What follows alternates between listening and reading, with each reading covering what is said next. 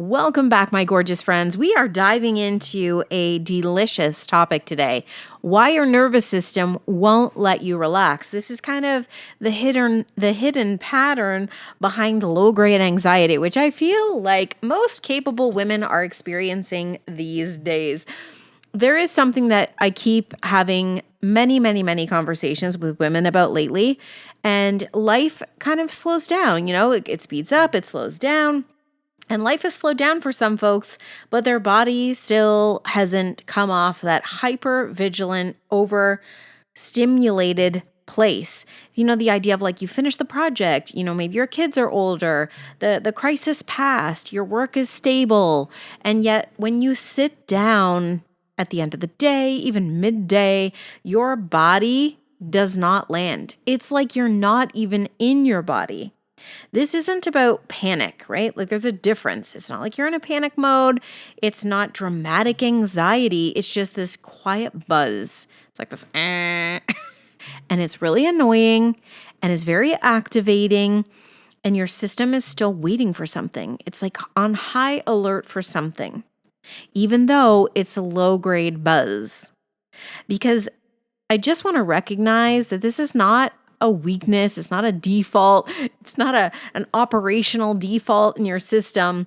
And it's certainly not that you just can't relax. It's a sign from your nervous system telling you that it's still very highly attuned and trained to stay ready. And we just haven't quite figured out yet how to switch that off. So when you sit down at the end of the day, if you notice like your shoulders don't drop down. And I've said this many times before. It's like you go pee in the middle of the night and your shoulders are still up around your ears. You know what I'm talking about. If you know, you know. Or your jaw, it stays slightly engaged, a little clenched. Your mind scans everything. So whatever happened today, what's happening tomorrow, it just does not seem to stop. It's like a hamster wheel that your mind keeps running on, okay? You replay conversations. You're anticipating potential problems. You're pre-worrying about things that haven't even happened yet. And even during good seasons of life, this happens. And so this here is the piece that most women do not recognize. You don't feel anxious because something is wrong. You feel activated because your body learned that stability depends on you being prepared. And that is a very different thing. So for those of you who are listening, who know you're hyper capable, you're strong, you're the one everyone comes to when they need help, or they just come to you all the time because you're the person who can seemingly, and I'm air quoting here, hold it all together, right? Well, I want to give you this analogy. I love this one because I was thinking about this, as I was writing this podcast and I was working on a video this week. It came to me this vision of a firefighter, right? So a firefighter is resting in the station. Let's say there's nothing going on. They're having dinner, they're relaxing, and there isn't like imminent danger. But that alarm could sound at any time. So they are constantly primed, ready, alert, prepared for anything that could change in a moment. So their heart rate is slightly elevated. The muscles are slightly engaged. This is probably why there is workouts that go on too while they're waiting, The attention is always scanning. So now imagine doing that for 20, 30, 40 years. Not because you're a drama queen, but because somewhere early on in your life, you learned, if I don't anticipate things, they are going to fall apart. If I relax, something is going to get missed.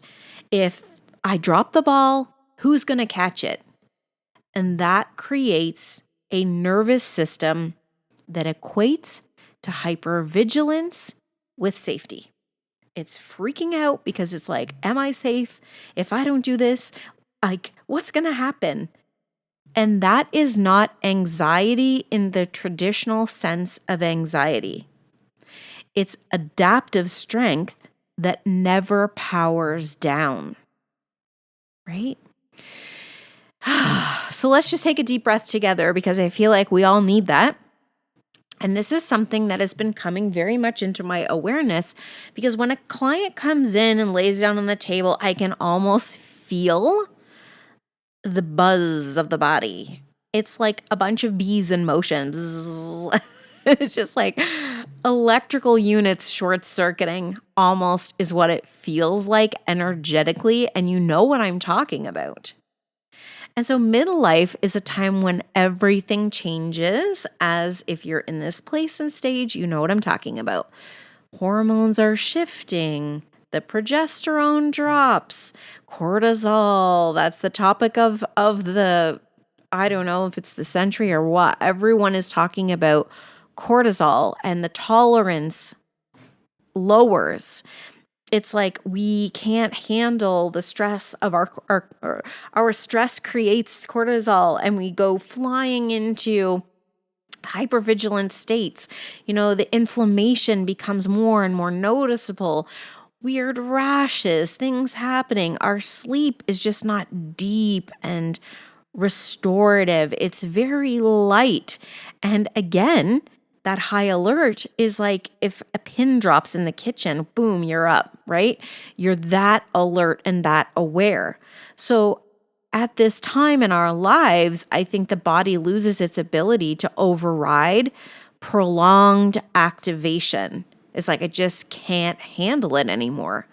So what worked in your 30s and your 20s, white knuckling through things, powering through, functioning under pressure, it's like you can't compensate the same way you once did. And when you come up against that, it's like a volcanic eruption.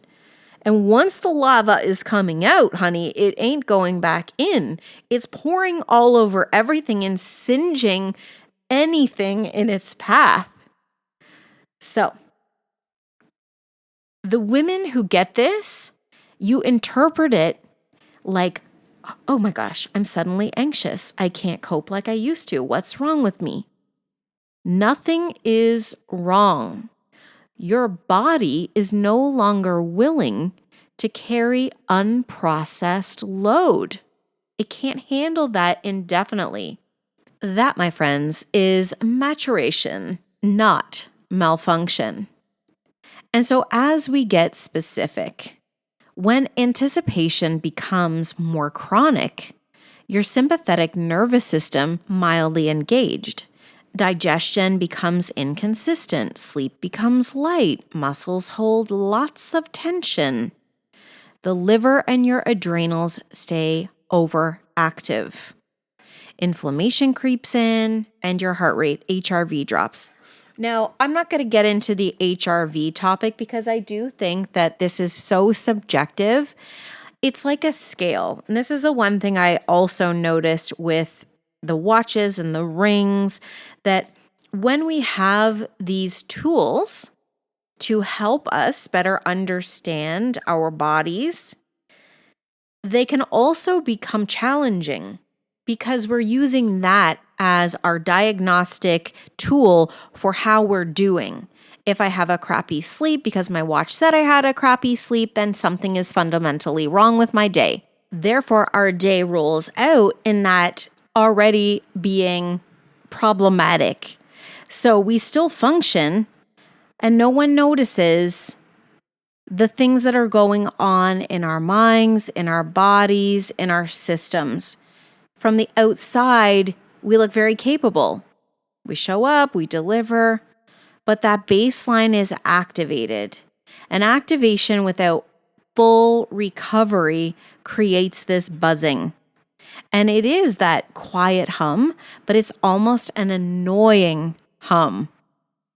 So when this happens, I notice most women beat themselves up about it.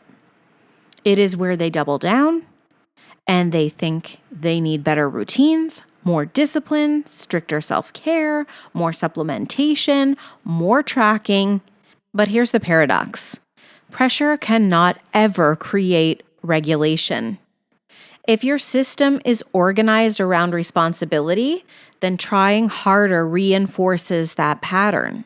The nervous system doesn't respond to effort.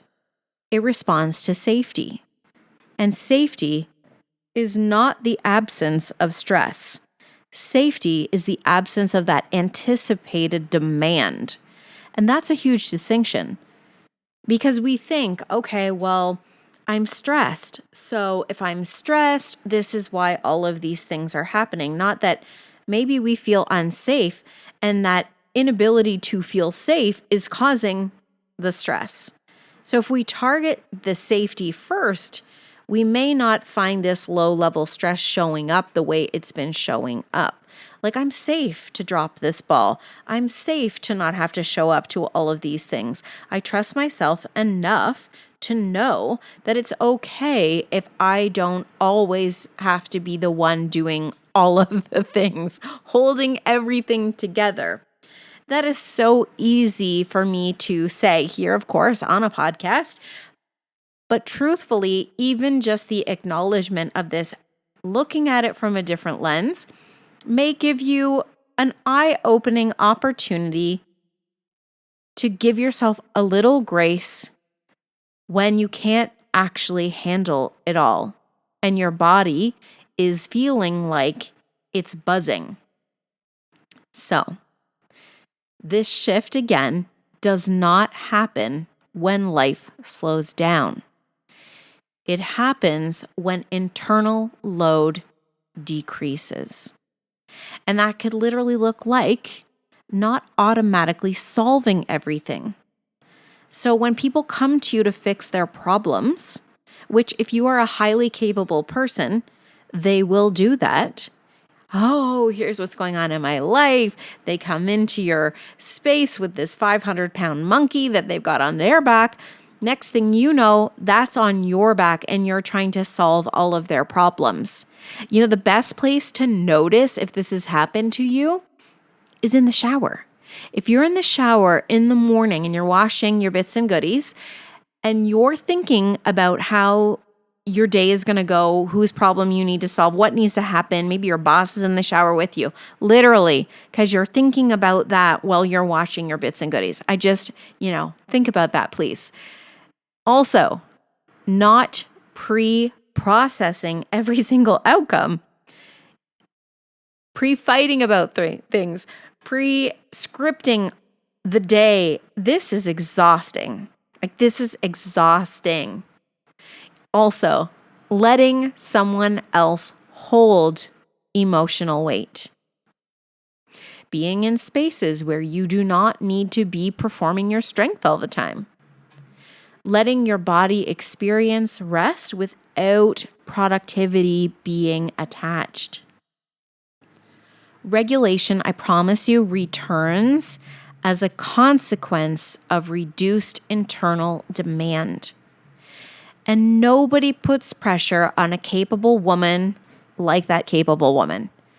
She can put so much on her plate unintentionally because she knows she can handle it, quote unquote. So, when you reduce this internal demand, the reward you get for doing that is peace in your body. So, my friend, if this feels familiar, it may not actually be anxiety. It may be strong woman syndrome. Your nervous system stayed too powerful, too long. And this next phase of your life is not about you becoming softer. It's about you becoming more regulated. There's the difference. You don't have to drop everything. You just have to drop the things that are causing you the biggest grief. You don't have to lose your strength to experience ease. You are not late, my friend. You're right on time. Everything is happening for a reason. Your body is signaling to you that it is ready to stop carrying what it no longer needs to continue to hold on to. And that changes everything. So as you go into your body tonight, today, this morning, whenever you're listening to this, tuning in to your being, feet flat on the floor, you just take a moment to check in. Notice if that buzz is there. It's a signal for you to do something different, to remember who you came here to be.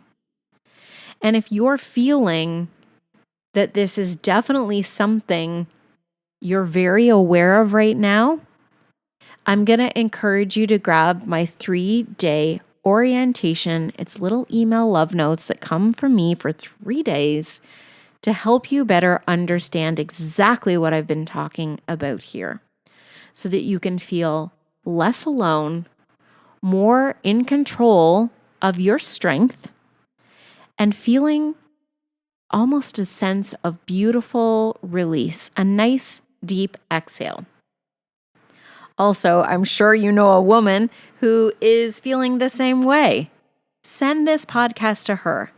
Like this podcast, comment here.